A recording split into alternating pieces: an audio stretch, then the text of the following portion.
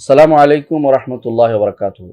আলহামদুলিল্লাহি রাব্বিল আলামিন ওয়াসসালাতু ওয়াসসালামু আলা রাসূলিহিল আমিন ওয়া আলা আলিহি ওয়া আসহাবিহি আজমাইন। আম্মা বা'দ।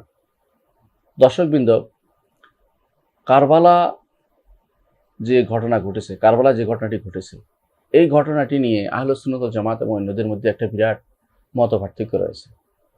কারবালা ঘটনাটি দুঃখজনক, এবারে সমস্ত উম্মত একমত। সে আহলে সুন্নতের অনুসারী হলে তার মধ্যে এর বিপরীতটি চিন্তা করার কোনো সুযোগ নেই যে নবী পরিবারের একজন লোক, মানুষ সাহায্য সহযোগিতা ছাড়া মারা গেছে, সেখানে তাকে কিছুই সহযোগিতা করতে দেওয়া হয়নি। এবং অনেক পরিবারে অনেক সদস্য মারা গেছে যারা তখনও ভালো প্রাপ্ত হয়নি, তাদের ভালো ট্রেনিং ছিল না, প্রশিক্ষণ ছিল না, তারপরে তারা সেখানে সাহায্য সহযোগিতা হীন অবস্থায় মারা গেছে। এতে কোনো সন্দেহ নেই যে এটা একটা বিভ্রান্তিকর ঘটনা। কিন্তু এই ঘটনার জন্য কারা দায়ী? কারা হুসাইনকে শহীদ করেছিল কারবালায়? এই ঘটনাটা কেন ঘটেছিল এবং এই ঘটনার জন্য ইয়াজিদ কতটুকু দায়ী, বা ইয়াজিদের ব্যাপারে আমাদের কি ধারণা, কি ধারণা, বিশ্বাস আমাদের থাকতে হবে, এই বিষয়গুলো আমাদের স্পষ্ট থাকা উচিত। কারণ যে কোনো সময় আমাদেরকে বিভ্রান্ত করতে পারে মানুষ। প্রথমত আমরা স্বীকার করি, প্রত্যেকে মানি এটা যে কারবালার ঘটনাটি দুঃখজনক ঘটনা, এই বিয়োগান্তক ঘটনা কখনো হওয়া উচিত ছিল না। এবং উচিত ছিল এটা যে হোসাইন রাদিয়াল্লাহু আনহুকে ইয়াজিদের সাথে কথা বলতে দেয়া, তার সাথে আলোচনা করতে দেয়া, এবং তাকে মদিনায় ফেরত দেয়া, অথবা তার ইচ্ছা মতো তাকে কোনো সীমান্তে চলে যেতে দেয়া, যেখানে তিনি চেয়েছিলেন চলে যেতে।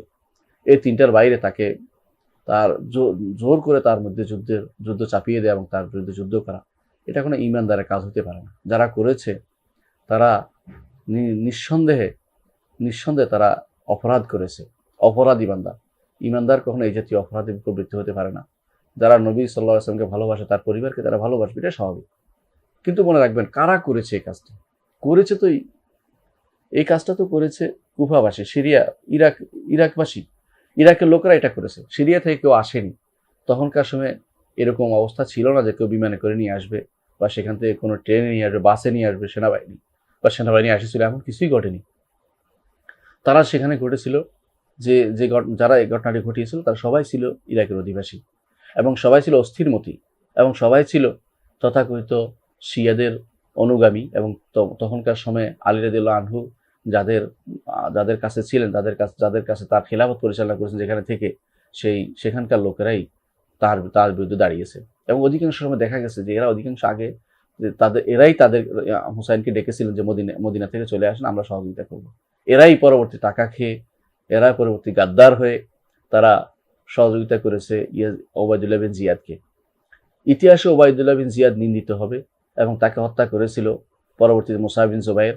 ভালো কাজ করেছে, কারণ সে হত্যার যোগ্য ছিল, কারণ সে অন্যায় কাজগুলি করেছে, অন্যায় নির্দেশনা সে দিয়েছে। কিন্তু ইয়াজিদ অনেক দূরে ছিল। ইয়াজিদ সেখান থেকে সিরিয়াতে ছিল। সেখান থেকে সে এই যে তাকে দোষ দেওয়া হয় যে সে কাজটি করেছে, সে এটার উপর খুশি ছিল, এমন কোনো প্রমাণ পাওয়া যায় না।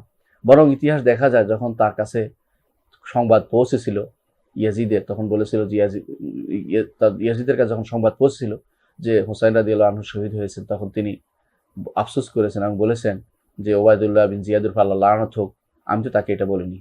তো সে বলেনি এটা, এবং প্রমাণিত সত্য আমাদের বিশেষ করে ইবনে কাসির রহমতুল্লাহ তার বিদায় ও নিহায়াত গ্রন্থে লিখেছেন যে জিয়াদ এর জন্য খুশি হয়নি, বরং বরং রাগান্বিত হয়েছিল ওবায়দুল্লাহ বিন জিয়াদের উপরে। ওবায়দুল্লাহ বিন জিয়াদের উপর খুশি হয়নি, বরং রাগান্বিত হয়েছিল, এবং বলে সসম্মানে মদিনাবাসীদেরকে, অর্থাৎ যারা তার সাথে ছিল, স্ত্রী, সন্তান, সন্ততি যারা ছিল, তাদেরকে সসম্মানে মদিনা পাঠিয়ে দিয়েছিল ইয়াজিদ। তাদের উপর কোনো কিছু হতে দেয়নি। এটাই প্রমাণ করে। এর বাইরে কিছু বর্ণনা আছে শিয়াদের। মনে রাখবেন, উমাইয়া যুগের ইতিহাস বেশিরভাগ সময় শিয়াদের লেখা, এই জন্য তারা প্রচুর করে মিথ্যাচার করেছে। যদি আবু মেখনাফ লুত ইবনে ইয়াহিয়া রচনা করে, যদি বালাজুরি রচনা করে, যদি ওয়াকদি রচনা করে, এরা প্রত্যেকে ছিল শিয়া। এমনকি ইতিহাস রচনা করেছে, এর মধ্যে মাসউদি ছিল, সেও ছিল শিয়া। তাহলে একটি বিরাট ঐতিহাসিক যারা ছিল, এরা ছিল শিয়া। পরবর্তী আমাদের দেশে যে সমস্ত ইতিহাস রচনা করে, সৈয়দ আমির আলী বলেন, অথবা ওই যে পরবর্তী যারা ইতিহাস লিখেছে রাজ দরবারে থেকে, বিশেষ করে সম্রাট জাহাঙ্গীরের দরবার থেকে অথবা আকবরের দরবার থেকে তারা ইতিহাস লিখেছে, প্রত্যেকে ছিল শিয়া। শিয়া থাকার কারণে তারা অনেক মিথ্যা কথা এই ইতিহাসের ভিতরে প্রবিষ্ট করিয়েছে। সেই জন্য আপনার মনে করার কোনো কারণ নাই, বা বিশ্বাস করবেন না যে কোনো কারণ নাই যে যা যা ইতিহাসে আসছে সবই সত্য।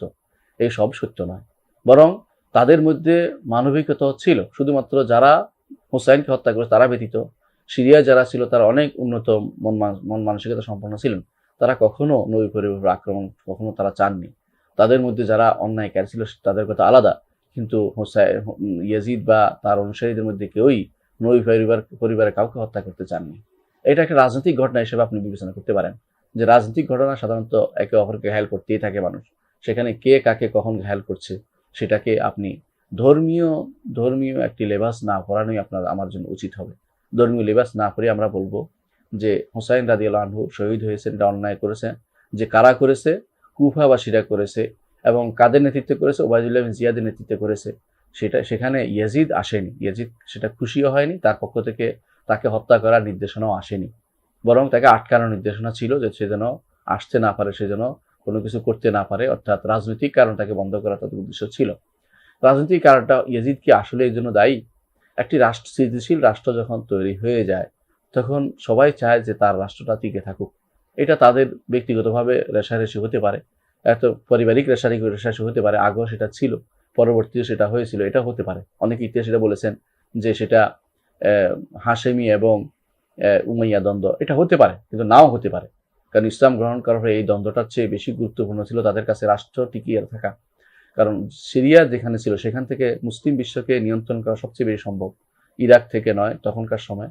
কারণ মুআবিয়া রাদিয়াল্লাহু আনহু এমন নৌবহর তৈরি করেছিলেন, এমন রাষ্ট্রগুলোকে এমনভাবে সুন্দরভাবে সাজিয়েছিলেন যে অবস্থা অন্য কেউ কোথাও থেকে পারবেন বলে অনেকেই বিশ্বাস করতো না। অনেক ঐতিহাসিক স্বীকার করেছেন যে সিরিয়ান সেনাবাহিনী বা তখনকার সময় সিরিয়ার যে সেনাবাহিনী ছিল শামের, তারা যে ব্যবস্থাপনা সব দিক থেকে নিতে পারত, ঠিক মদিনাবাসী বা তার আশেপাশের লোকদের জন্য সেই ব্যবস্থা নিতে পারতো না। বিশেষ করে বাইজেন্টাইনদের আক্রমণ রক্ষা করার জন্য, তাদের সামনে দাঁড়ানোর জন্য কোনো নিয়ম তাদের সেনাবাহিনী এদেশে এখানে ছিল না, সবগুলি ছিল সিরিয়াতে। সেই জন্য সিরিয়াই ছিল তখনকার সময় খেলাফতের রাজধানী হওয়াতে সেখানকার অবস্থা অনুসারে তিনি ব্যবস্থা নিয়েছেন। বিশেষ করে ইয়াজিদ যে ব্যবস্থা নিয়েছেন, এতে করে ইয়াজিদ অন্যায় করেছে, ইয়াজিদের উপর অন্যায় করেছে। আমরা বলবো না যে ইয়াজিদের একটু দোষ না, এটা আমরা বলবো না, দোষ আছে। কেন সে ওবায়দুল্লাহ বিন জিয়াদকে এরপর সেখান থেকে তাড়িয়ে দেয়নি, বা এরপরে তার বিচার কেন করেনি, অনেকে এটা বলতে পারেন।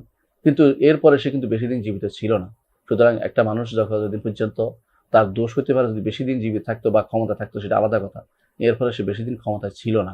সুতরাং আমাদের মনে রাখতে হবে বেশি দিন ক্ষমতা না থাকার কারণে হয়তো সেই জিনিসটা সে নিতে পারেনি।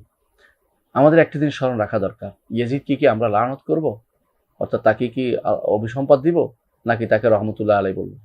আহলে সুন্নাত ওয়াল জামাতের আকীদা হচ্ছে এটা যে ইয়াজিদকে আমরা লানত দিব না, এবং ইয়াজিদকে আমরা রহমতুল্লাহ আলাইহি বলবো না।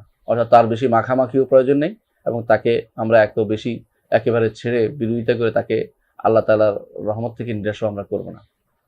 কেন তারা এটা বলেছেন? কারণ এই ইতিহাসে এর চেয়েও খারাপ মানুষও এসেছে, অথচ আহলে সুন্নাত ওয়াল জামাত তাদেরকে লানত করেন না।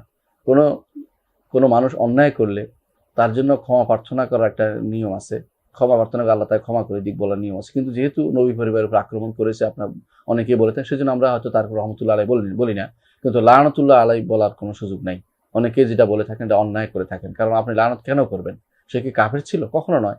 সে সর্বোচ্চ আপনার যে সমস্ত বর্ণনা ঐতিহাসিকভাবে আসছে তা যদি সত্য হয়ে থাকে তাহলে সে ফাসেক ছিল। আর ফাসেককে লানত করার কথা রাসূলুল্লাহ সাল্লাল্লাহু আলাইহি ওয়াসাল্লাম কখনো বলেননি। লানত করার অর্থ হচ্ছে তাকে কাতল করা। লানুল মুমিনি কাতলিহি, হাদিসে আসছে রাসূলুল্লাহ সাল্লাল্লাহু আলাইহি ওয়াসাল্লাম বলেছেন একজন ঈমানদারকে লানত করার অর্থ তাকে হত্যা করা। তো সেই একজন ঈমানদার ছিল, কাফের তো ছিল না, ফাসেক থাকতে পারে, ফাসেককে লানত করার কোনো বিধান নেই, সেজন্য তাকে লানত করো না। আবার অনেকে রহমতুল্লাহ আলাইহি বলার কথাও বলে না, বলবো না আমরা। কারণ হচ্ছে আল্লাহ রহমত পাওয়ার মতো যোগ্য কিছু কাজ করে থাকলে আল্লাহ তাকে করবেন, কিন্তু আমরা তার জন্য দোয়া করে আগ বাড়িয়ে দোয়া করার কোনো সুযোগ নাই। কারণ নবী পরিবারের কোনো লোক তার সময়ে নবী পরিবারের লোকদের উপর আক্রমণ এসেছে এবং তারা ক্ষতিগ্রস্ত হয়েছে। রাসূলুল্লাহ সাল্লাল্লাহু আলাইহি ওয়াসাল্লামের পরিবার ভালোবাসা ইমানেরই একটি অংশ। তো আমরা যেভাবে ইমানদারদেরকে ভালোবাসা ইমানের অংশ, সেইভাবে নবী পরিবারকেও ভালোবাসতে হবে আমাদেরকে। সেই জন্য আমরা বলি না যে ইয়াজিদ লানতুল্লাহ বলতে পারি না, ইয়াজিদকে অনুরূপ রহমাহুল্লাহ বলি না। ইয়াজিদ একজন সাধারণ মানুষের মতো ছিল, তাকে আমরা রহমতের জন্য দোয়াও করবো না এবং লানতের কথাও বলবো না তার বিরুদ্ধে। এটা হচ্ছে আহলে সুন্নাত ওয়াল জামাতের আকীদা। এটা আমাদের খেয়াল রাখতে হবে সবসময় যে এই আকীদার উপরেই আমাদের চলতে হবে।